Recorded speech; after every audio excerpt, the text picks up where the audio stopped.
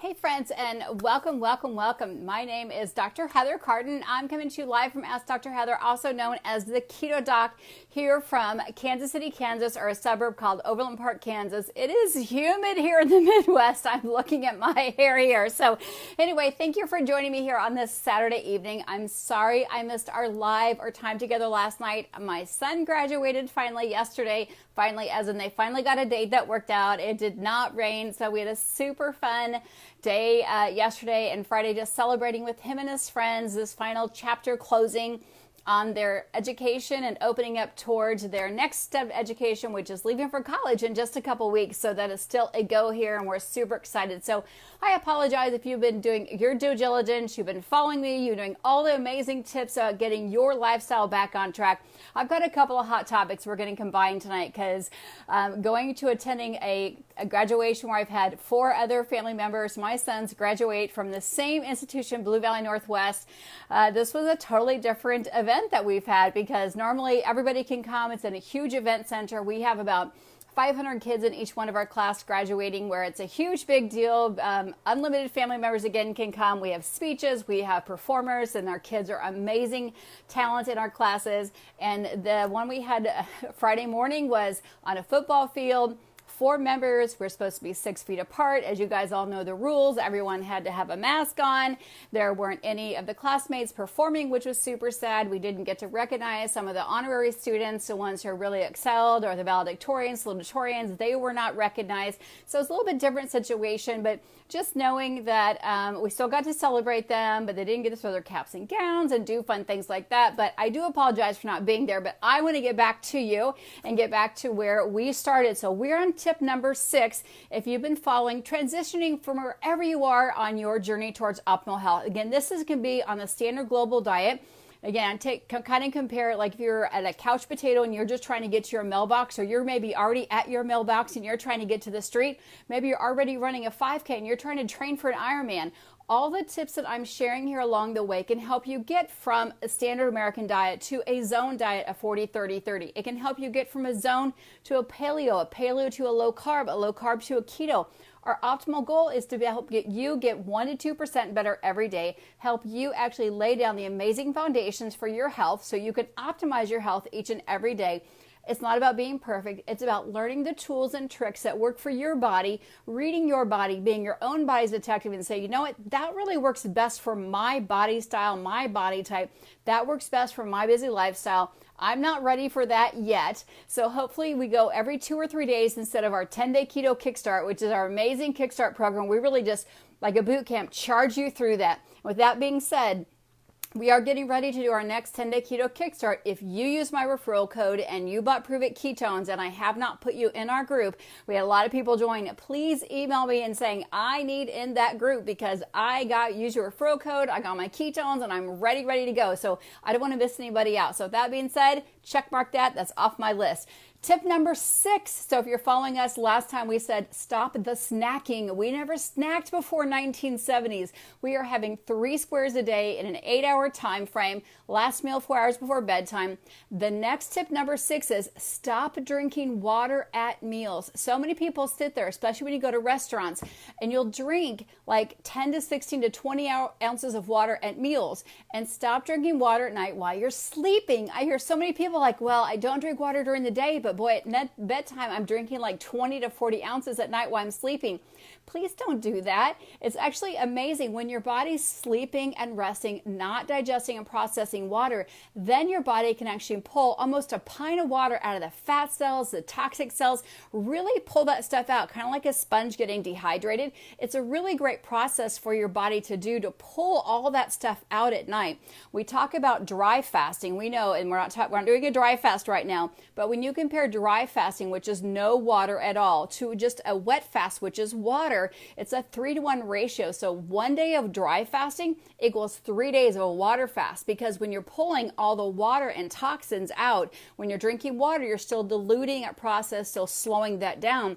When you're doing a dry fast, it's a like 3 times quicker results. So that's why we don't want you drinking water at night. We want you really just letting your body rest, let that adrenaline, that cortisol, your body rest and repair. So stop drinking water at night while you're sleeping. That's tip number 6. And don't drink water while you're eating. Your stomach pH is supposed to be about 1 to 2. So what happens is a lot of people think they have an acid stomach. Yes, you're supposed to have an acid stomach. You have something called parietal cells that secrete hydrochloric acid or betaine hydrochloric acid. It's supposed to do that along with B12. That's what actually pre-chews your food, makes it like baby food called chyme. If your food can't get broken apart enough because you're dumping water, which has a pH of 8 in there, then your food's not going to get broken down. Your stomach should be the size of your fist, but you're dumping water, which has a high pH, and your parietal cells are trying to push out this acid in there. By the time it gets over to the liver's a little bit confused what it's supposed to do. The liver can't sift and sort it because it's not in a chyme situation. It'll either send it back and then you get reflux. That's sometimes why you get reflux when you drink water with your food, because it's not the right pH. So generally I say stop drinking water 15 or 20 minutes before. That's also why you should chew your food 20 to 50 times depending on the consistency of food. There's no way to chew cooked cabbage 50 times or squash 50 times, but there's definitely a way to chew chicken and meat and things like that 50 times before you swallow it. So chew, chew, chew, let all the salivary glands and saliva, let all the good stuff in your mouth, all that good bacteria really work and do its job to chew your food. Don't just chew it and then take five chews and then slug it down with water, push it down. Chew, chew, chew your food. So that's tip number 6, chew your food. Don't let the water do the work to push it down your esophagus. Then let all that good acid in your stomach, break it apart, shift it over to your gallbladder. Shift it over to your liver. Your liver can also tell the gallbladder to squish a little bit of bile salts at it if there's some fat in there. But again, if you chew it and your stomach's acidic enough, it would already help break that apart. Then your small intestine can absorb all the nutrients that it needs. And the liver can say, we don't need that red dye number 40. We don't need those pollutants. We don't need those artificial pesticides that didn't get washed out or didn't get chewed apart in the process above. So tip number 6, no water with your meals. Really, I would say cut it out about 15 minutes or 20 minutes before meals. You got lots of times to drink water, right? We're doing it 8-16-8. So you have a lot of times prior to your meals to drink water. In between, you can drink water during your workout if you want. Just don't drink water while you sleep that 7 to 8 hours, and don't drink water that 20 or 30 minutes while you're eating. That's all we're asking. That's all the tip is for number 6. It's that simple. So my mailbox is full of people asking me. I don't know, people are double dog daring me. That's what we do here in Kansas. Like, why aren't you taking a stance on the mask? Why aren't you answering my question on the mask? Why aren't you saying anything? Why have you not? Why haven't you this? Why haven't you that? I posted some pictures like going, I'm super hot in here. I can't breathe. So I've done some of that type of posting, but so here we go. So as most of you know, we have 4 children. Dr. Ralph and I made a very important decision early on that we did not vaccinate our children. However, we have 2 of our sons in the military. And yes, at the age of 20-something, they did get their vaccinations that were required by the military. They did not get them at 24 hours old or at 7 days old. They did not get them at 30 days old or however old they are. We do believe that the body has a divine, human, intelligent immune system that can fight itself. We do know the difference between humoral, mediated, or H. There's different types. I'm not getting into the sciencey stuff. We have different types of immune systems, cells that can have a lifetime immunity, just like when you get chicken pox naturally. That means when you get them naturally, you have a type of cell that says, hey, I'm not going to get them ever again. But if you get the vaccination, because it's a forced time, you can get them again. That's why you have to get booster cells or booster shots. I also know that our children are not playing in the gutters with rats like they were back in the day in the 20s and 30s and 40s. So their chances of getting polio or measles, mumps, or rubella are very low. However, if they do, we have a lot of good drugs for that. We have a lot of good antibiotics and things for that. So I do know that there's a high incidence of reactions of children getting things like neural traumas or neuropathic degenerative diseases or things like autism from vaccinations. So we as a parent have made a decision not to immunize our children. I'm just letting that out there because people ask me that as well. So, but we do believe there's a time and a place for traditional medicine. Absolutely there is. Absolutely they should work together. So here we go with the mask situation. So we follow the rules and regulations that are set down by Kansas. We practice in Kansas. We are under the State Board of Healing Arts. With that being said, I'm getting to the answer. So we talk about, and I did a series last year, I really would love to have you pop over to my YouTube channel. I talked about toxins we're exposed to. The minute you wake up, we're exposed to over 80,000 toxins in our air in my room right now. Besides the blue light, there's stuff in my carpet, there's stuff on the paint, there's stuff in my walls. If someone were smoking in my house or smoking before in my house, I could be exposed to that. We often talk about the stuff in our laundry detergent. Those are out there. 1 in 5 people, I think 8.1 million people get skin cancer. It's not all from the sun or from vitamin D. A lot of it is from the fabrics that touch our skin. So we're using all these, and you can look up Procter and Gamble. I actually want you to do this. I want you to be a little devil's advocate with me. When you go look up Procter and Gamble, they actually have a little warning page to go to. Said, hey, please read this. This could be hazardous to your health. They have this not only for their dryer sheets, their fabric softeners, and their detergents, that they say that their fabric softeners can cause neurotoxicity. There's a huge warning label on that, but yet people still use that in their laundry and their softeners. We wear clothes about 23 hours of the day. We lay in our sheets and on our pillows 20 some hours a day. So with that being said, think about that for just a moment. So if you've not switched over to using natural detergents, natural care, that is super important. So we know that if you're using artificial things in your clothes, in your laundry, on your pillow, on your blankie, when you're sleeping, besides all the cosmetic and everything you're putting on your face, but just think, I should have brought a pillow in here, or a sheet or a blankie. That gets close to your eyes. Your eyes are very close to your brain. If you like to have a blankie over your nose or your face, all those things are actually neurotoxins that can get into your brain, into your face, into your mouth, and can actually cause a lot of trouble. Lisa, I have a YouTube video I'll post there, and I actually have recipes to make your own detergents. But if you use things like, I guess I don't want to name any brand names out there, but I have ways to just make your own. Vinegar and baking soda is a great way to do it as well. I've got kids that played hockey, and that's the only way to get smell out. And we'll talk about why you're smelling. But when Procter and Gamble talks about that, because they have a huge warning label, nausea, vomiting, it can cause dry eyes, dry skin. Do not inhale in your nose or in your eyes. Do not inhale in your nose or in your eyes. So if you are making a mask out of some cute camo fabric because it's fun and you're making that, and Procter & Gamble, and you've washed this in your laundry with your really smelly, great, awesome lavender smelling Procter & Gamble products, and there's other products out there that are toxic as well, and then you're breathing this in all the time, they're telling you don't breathe that in, don't put it close to your eyes. So what I would recommend, if you're making your own homemade mask or someone's made it for you, please wash it in a very clean detergent. Use vinegar and water. I use some essential oils with mine as well that also help clean it, with some thieves in there, vinegar, water, baking soda, and thieves. I have it on my YouTube channel, how to make it. I also have it on my blog with the recipe on there. So if you're using this, please use at least 2 or 3 different masks a day, depending on how you're wearing them.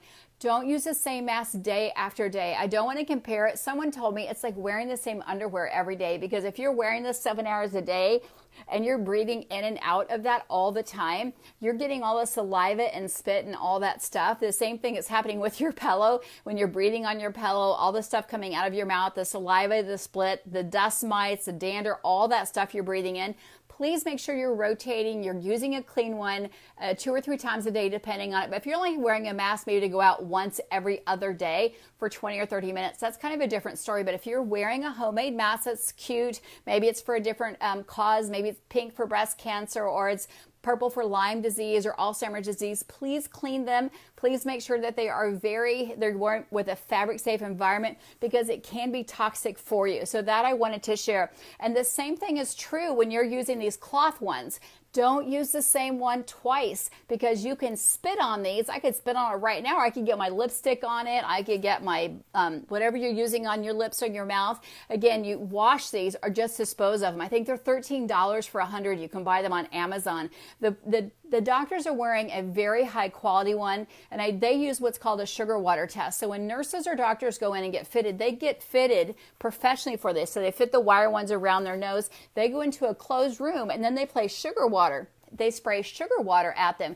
If they can taste the sugar water, then they know they're not being protected, because there's something called nanometers, a very small size. And we know that viruses and bacteria, parasite, blood, everything has a size to it. So if it's very small, and that's what we do know about viruses, whether it's a SARS virus, coronavirus, herpes virus, or staph, or bacteria, Helicobacter pylori, anything bacteria virus wise, they all have a size to it. It's just like cholesterol has a size to it. But we talk specifically about viruses. There are certain sizes that can just go through there depending how big it is. It's kind of like if I had my shirt, like, you can stretch it out. You can see how big it is. So if you're using the same one all the time, it gets stretched out. Those, especially breathable cotton, it's breathable because it's not as tight, and then things can get through those holes. So people are making them with HEPA filters. So if you're at home and you have a sugar water spray, just put your one on there and put sugar water, or use your own one that you made and do sugar water. If you can taste the sugar water, you can use Swerve or stevia or essential oil in some water, whatever you want to use. You don't have to use cane sugar. Somebody asked that already.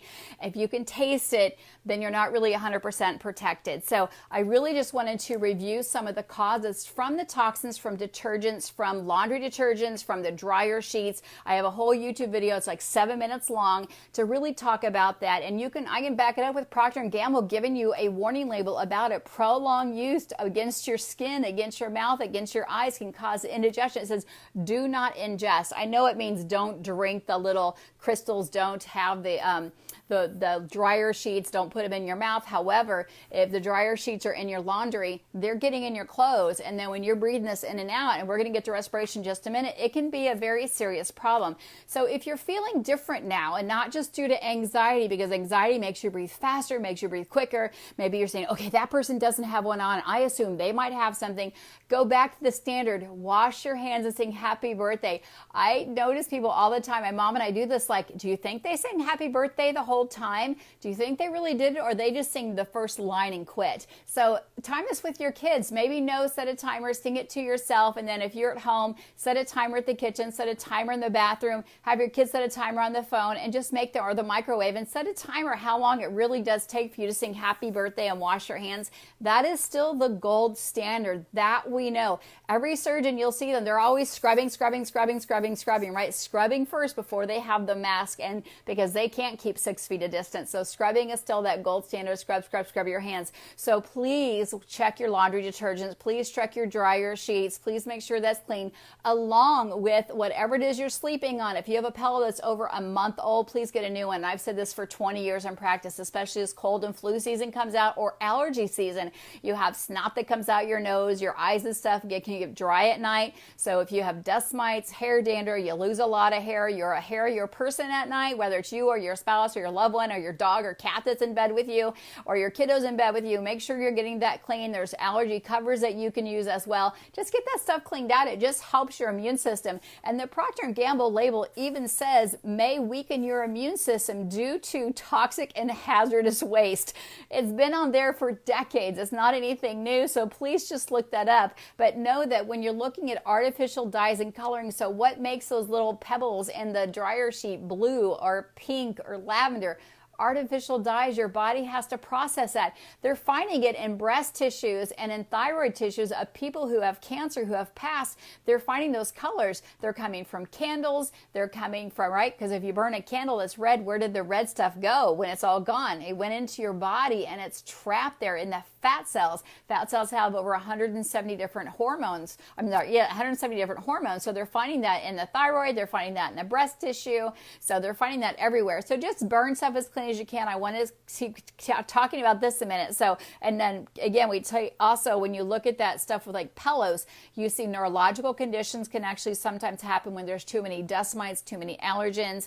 Hormonal imbalances can happen. People can wake up with headaches. So just think about that for a minute. I know this COVID has been a lot of stress for a lot of people, but a video I made about having cleaner dryer sheets and cleaner toothpaste was actually made about 18 months ago. It's like 10 steps of cleaning up your environment. So if you walk into your house and you instantly get tired, or you instantly have a headache every time you're in your house, or ask yourself, when you go down that aisle at the grocery store, the detergent aisle, or at the department store, and you get a headache or you get nauseated and you don't feel good, or if you're around like smokers and you instantly are strong perfume aisle, maybe a department store, and you're like going to get perfume for Christmas or something, or the candle aisle, and you just don't feel good, nauseated, headache, blurry, that means you're sensitive to those artificial smells and dyes. You definitely need to make sure that you're cleaning out and only using original scent. So you can boil vanilla, you can use orange, you can use essential oils. I like to use essential oils because they're all natural. They're generally from real foods and plants. You can actually boil rosemary from your herb garden or parsley, things like that. You can take vanilla beans and just scrape them and boil them.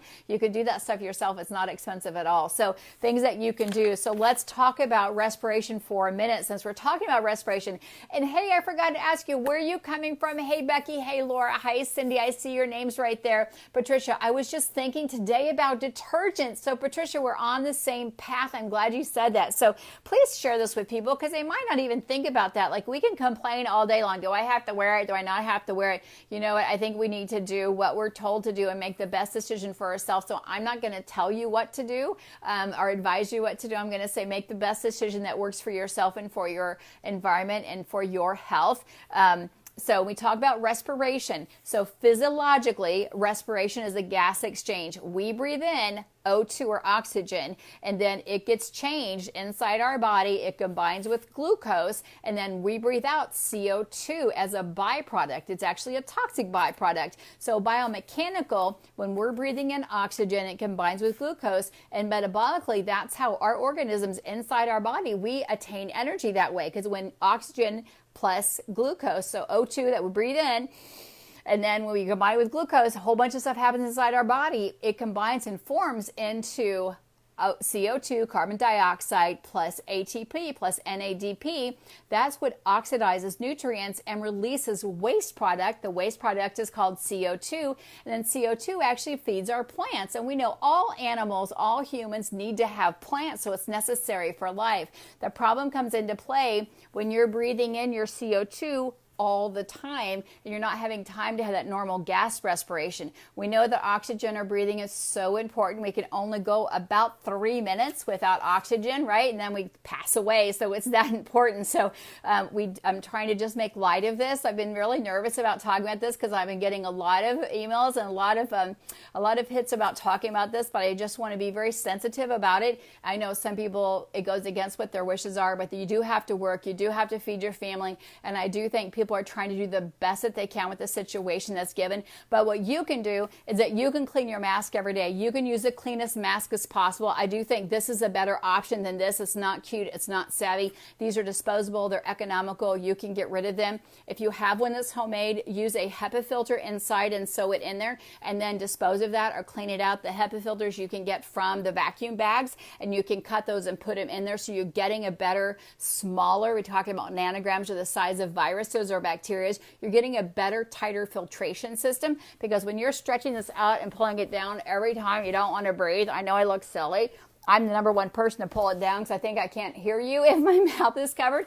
I wear a shield at the office. So I wear a shield here that comes clear down to here. I feel like I'm getting better circulation of air. And then I have a fan that sits right off here to my side. So my air is always blowing backwards. I don't have air blowing towards patients or anyone I'm talking to at the office. I have a desk fan that sits about right here. And that way, as I'm talking, I am getting fresh air, but it's also flowing air backwards, if that makes sense. So that may be a good idea for you, just to have a handheld fan. And I do wear a shield that comes clear down to here. And I do wash it every day. So the other thing would be when we talk about CO2 being a toxic waste product, so we talk about breathing in through our nose, bringing out through our mask. So we need to find that when we start to get hyperventilating, that's also when people can actually have an imbalance in CO2, because people are like, well, can't carbon dioxide be like toxic to our body? I'm like, well, yeah, it can be, but I want to go back one moment. So if you find yourself using fabric softener because you're like, well, my clothes smell, I got to do something about that. Why are your clothes smelling? Why are you getting brown spots on your underarms? Why are your stuff smelling? Your body is smelling because something you're putting in your mouth is not being digested. Maybe you're eating the whole organic food that's really good, but something in your gut is not in balance, and that's why things are smelling, either when you have gas, when you have bowel movements, when your urine smells, or when you sweat, because your skin is your largest organ. And so if your largest organ is eliminating something toxic and it's smelling, and then you're laying on your bed or your clothes that you're interacting with that have also something toxic in it, you're creating a big toxic pathway, and then you're not airing it out enough. So that's why we really like to have you get a good sweat on, because it helps open up and really get the microcirculation going and lymphatic system going every day. Even just getting up and jumping up and down 3 minutes every hour, and the hour will help get your lymphatic system going, help getting sweating going on. I hear so many patients say, I don't even sweat. I don't know, I'm a huge sweater. I'm like, well, you need to sweat. Sweating's a really good thing. An infrared sauna will help you get sweating. Even doing some cryotherapy can kind of shock your body and get sweating. Or at the end of your shower, turn it all the way cold as long as your body can tolerate it, whether it's for 5 seconds or for 2 seconds or for 30 seconds. It just helps those pores get open and closed. Because when you're closed, when you're cold, your skin gets all shriveled up. Your pores do too, but when you're hot, they open up, and that's how it lets gas exchange. So gas like CO2 is a gas. It also helps let the sweat and all those other nutrients get out of your body. So I would encourage you to sweat. I'd encourage you to eat as clean as possible. When your bowels stop smelling and your toilet stops smelling and your gas stops smelling and your skin stops smelling, then you know you're burning clean gas. And when you're burning clean, sweating clean, then your body, you know your body's eating clean. Well, how do you stop that process? Well, you start eating clean. You start doing intermittent fasting every single day, because if you're eating in an 8-hour time frame, then the other hours of the time frame, then your gut can do some good work. It can do that thing called autophagy, where it spring cleans and gets rid of the weeds inside there. It can reset all that gut biome. So and we talked about that. That's also why we're removing water when you're eating food. So your gut is 100% dependent on breaking down all that stuff you're eating. You're not trying to wash it through too quickly with water. That's another caveat of actually not drinking water while you're eating. And then we also do, and then we're going to lead this through every Wednesday for the next 3 or 4 months, we're going to do an OMAD on Thursday, which means we're going to have breakfast up to lunch or brunch, and then we're not going to have Thursday night dinner, and we're not going to have Friday morning lunch or brunch, and then we'll eat again Friday. So we're going to do like a 23 to 25 hour fast in between that and those hours that we're not eating. So Thursday to Friday, we're going to do lunch to lunch or brunch to brunch, kind of however it works in your time zone. And then at that time, we're going to have water. We're going to have some herbal tea, what's decaf tea, whether it's chamomile tea, herbal tea, red raspberry tea, orange leaf tea, any kind of celestial seasoning, herbal tea, oolong tea, if something like that you want, some green tea, some black tea is fine. Coffee is going to be fine. I only use Pruvit's exogenous ketones because they're the only one in the world that's bioidentical to what our body makes. So I'm very tricky about that. I don't want you using the wrong one because it could have a counterproductive effect on your body. So we're going to do that every single Thursday, but check with your healthcare provider first. And then once a month, we do an extended fast, anywhere from 60 to 72 hours. Again, check with your healthcare provider. Why do we do that? So everything can rest and our gut can digest and reset. So during that reboot time, so we don't get tired, we don't get cranky, we help keep our nervous system calm down, we get the nutrients that we need, or kind of give our body the soap and energy that we need since we're not eating food. That's why we do that reboot kit. So if you want more information, I will give you a 3 or 4 minute video or a 20-minute video for your sciencey people who need a lot more information. Just let me know, put down reboot down below, or put a cowboy boot down below, and I will get you that information because I want to have you join in because it is that important. I've been doing it for years and years, and it's one of the most amazing things I have done for my body. And the more that I do it, the more that I share it with people, the more they're so grateful. Like, I wish I would have been doing this sooner. So since you have already probably been doing this, I never thought about that. I was breathing this stuff in. Nobody told me. I never thought about this. Cute. My granddaughter tie-dyed me this. My mom made this. My neighbor made this. I helped make this. We took a whole bunch over to the nursing home and did this. So that's okay. We can't go back in time, but we can help flush our body out. It takes 12 to 14 weeks to detoxify your body out. So really need to do this reboot about the next 3 months to get things ahead of the game and to flush things out that where they were. And then to keep it clean, we need to do it once a month. So I want to share that information with you.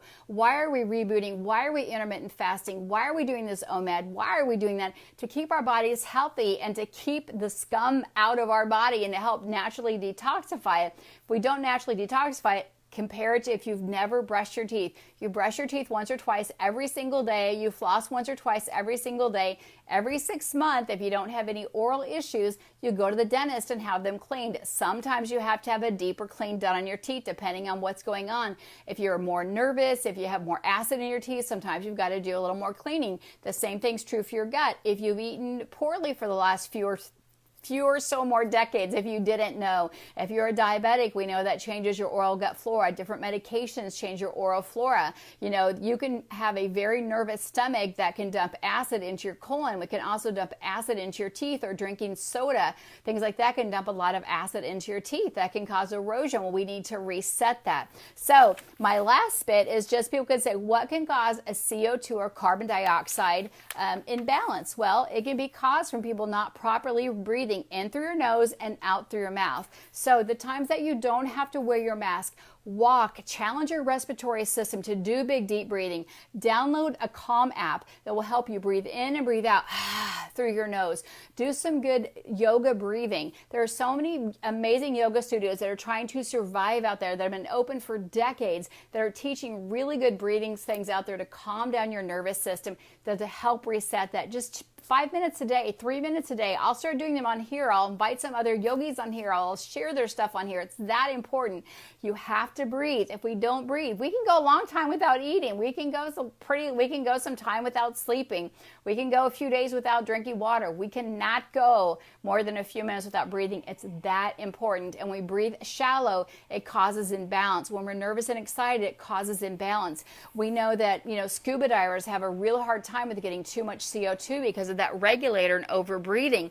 That's why people drink ketones, because they deliver 38% more oxygen, or get into ketosis because it helps with oxygen.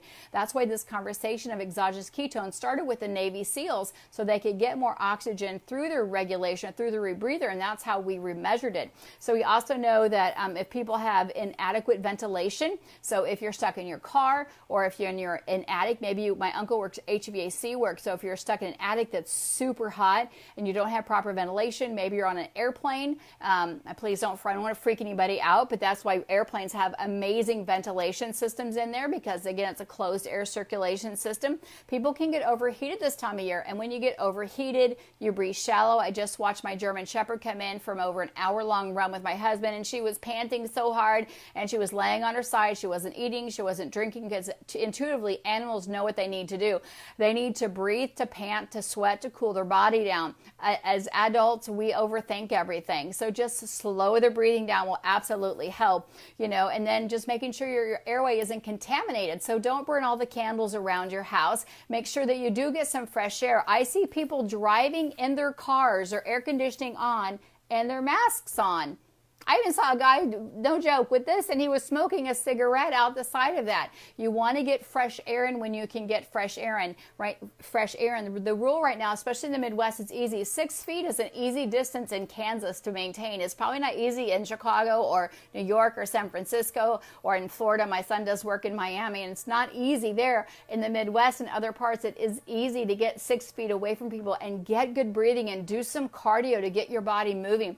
Go stand by a lake, or go stand away from people. Like, there were people at graduation who were standing up next to the wall, not in the stadium with everybody else. You can find a way to get yourself breathing and slow it down.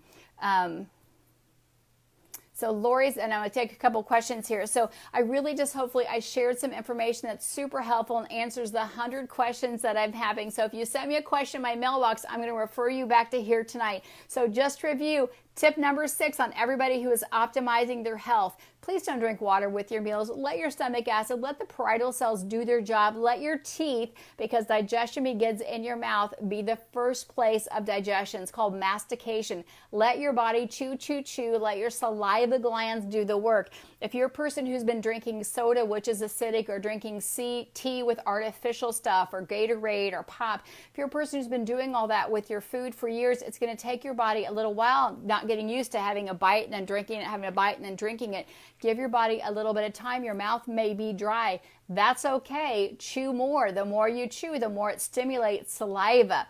So just give it some time. Maybe you want to take a drink of water and swish, and don't swallow, just swish, swish, swish, because swishing with water will stimulate saliva production, but that will actually retrain your body as well. Just give it some time. We don't make changes overnight, but that will absolutely help your digestion. It will help gas. It will help bloating. It will help indigestion.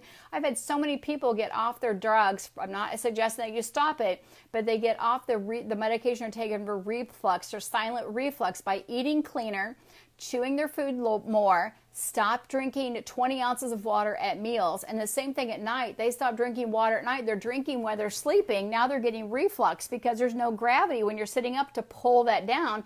Now they're getting up at night to go to the bathroom. Well, now they're not getting good sleep, which is throwing their thyroid out of balance and their cortisol out of balance. So we want you to drink water during the day. Remember, the tip the other day was wake up, drink your water, then wait till you're hungry to eat. So I'm going to do a little better job sharing some stories, helping you do that, and I appreciate your encouragement on here. So I'm going to ask, Lori's asked a question. What happens if you are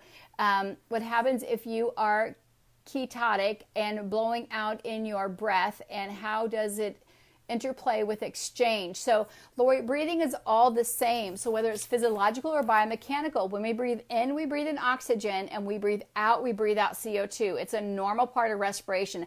I'll just drop a video down here that's a really short video. I learned by watching videos. That's how I wish I had videos in school when I was learning all this biomechanics stuff instead of having to read 50 chapters, but it might make a little more sense. It's a normal part of respiration. So we breathe in oxygen, we breathe out CO2.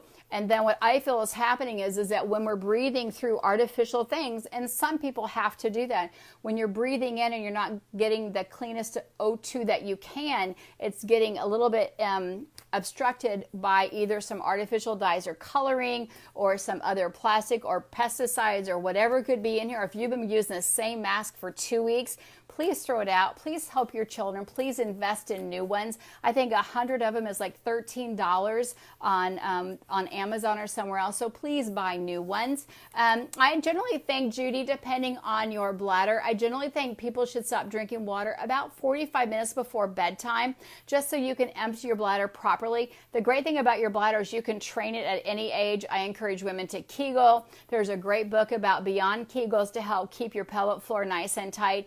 After having babies, or after people gain a lot of weight, and if you have a pendulous tummy, which means you gain most of your weight in your tummy, that bears down and pushes your bladder. If you have a job, even if you're thin, you have a job that you sit all day and you're not Kegling while you sit, or if you're a runner and you're pencil thin and you're not Kegling while you run, or if you do squats or lift or leg presses and you're not Kegling, it causes your bladder to fall down just because gravity takes a hold for everyone, males and females. So that happens with the whole pelvic floor for everyone, males and females. So I generally have people probably stop their water about 45 minutes before bedtime if you find out you're getting up. So when you're calculating your water, say you get up at 6 a.m. and you want to go to bed at 11 p.m. You want to say, I'm going to stop drinking water at 10 p.m. I weigh 200 pounds. I need to drink 100 ounces of water between 6 a.m. and 10 p.m. because 11 p.m. is my bedtime. So then you take, that is 12, 13, 14, that's 14 hours, that's 16 hours, right? Between 6 a.m. to 10 p.m. 12 plus 4 is 16. That's 16 hours. I have to drink 100 ounces of water in 16 hours. And again, you first wake up, we want you drinking a good, 12 to 16 ounces of water, and then simply divide it out. It ends up being maybe 6 ounces of water an hour, which is one big drink every 15 minutes. So we just want you slowly drinking that. So great question, Judy. Thanks for asking that. So as always, my name is Dr. Heather Carden, also known as the Keto Doc. I'll drop a couple videos down, but I do have a whole series. If you go to my YouTube channel, which is Ask Dr. Heather, just put subscribe and go to playlist. And then under playlist, it's under health and wellness. You'll see like a day 10 series where I talked about toothpaste, I talked about candles, I talked about environmentally breathing, opening up your house right now if it's not too hot, letting all that fresh air inside your house will actually help dilute anything that may be trapped in there, yeast, parasites, virus, bacteria, molds. Get this stuff flowing, get stuff moving in and out. You don't want to have a trapped confinement. You want to dilute the air that's in your house, because every time we're breathing out, somebody's coughing, somebody's sneezing, even if you get a mosquito or two in your house, that's okay. You want to bring that fresh air in and dilute the quality of air that there is. So there's some great tricks there. So hopefully you guys understand about the mask. I don't want to hurt anybody's feeling who's been sewing away, but sew in just a good HEPA filter. But make sure you can remove that, throw it away, and put a clean one in. Please reuse this. And I'm excited to hear how your story is, because what can happen is people who are more, hey Sharon, good that you've joined us. Hopefully you go back and rewatch the beginning. This is kind of what we talked about last night. But if you're prone to having oral outbreaks, whether it's from stress or maybe you have an underlying HPV or some oral issue, what happens is it's a nice warm environment, and then when you're not breathing in through your nose and you're breathing constantly in and out of your mouth, you can find yourself getting a reoccurrence of Candida albicans or some type of yeast strain in there, also some herpes or other type of things. A lot of stress is happening right now with corona and with jobs and uncertainties of what the kids are doing to school, not going to school, all that kind of stuff. A ton of stress is happening. And then we know that stress onsets viruses. There's lots of great herbs out there that can help. I love St. John's wort. I love using lauricidin. I love using caprylic acid. Lots of things to help with oral outbreaks. We also use some homeopathy. But when you're keeping things covered and you're not getting that fresh air in your mouth, and hopefully you're changing your mask when you use them every day, throwing that sucker in the trash, and you make sure that you're using a clean toothbrush at least once a week, you're boiling it or you're sterilizing it. If you have electric head, sterilize that thing every single night. Gargling with some salt water will also help, because now you're not getting as fresh air as you should be in your mouth, and keeping that oral cavity nice and clean, and flossing every day. All those little things will help. Gargling with salt water. Just keep things, just step up your oral care when you can. Take it off when you're in the car by yourself. Take it off if you're 6 feet from your loved one or your dog. Just take it off when you can, but wear it when you're supposed to. And again, that decision is totally up to you. So I'm not here to have a debate about who, what, when, where, and why to wear them, but I do know that people do have to wear them in their jobs. People do have to pay their mortgages and take care and put food on the table. However, let's be smart about it. Wash it. Be very mindful of the fabric that you're doing it in. Be mindful of your fabric softeners. Again, I hope I brought you some value today. I look forward to seeing you tomorrow. And if you're following me and you're on step 6, please put 6 down. I know I've gone a little bit longer tonight, but let's see who is joining me in. If you've already had some results, I know people are telling me that they've already dropped like 12 pounds of fat. Somebody else said they've already stopped cravings. Somebody else said they've broken their plateau. They've been a plateau at 70 pounds for the past 4 months. They've already broke their plateau by 12 pounds, which I love hearing. I don't know why they tell me secretly. Tell everybody here, because sometimes one story is enough to just cause a domino effect. Judy, thank you. Thank you, Judy. Thank you, thank you, thank you. So I love hearing that. You guys have an amazing day. And I know it's Saturday night, so most people are doing something else. But you guys have an amazing day, and I'll be checking in with you tomorrow. God bless. We'll see you later.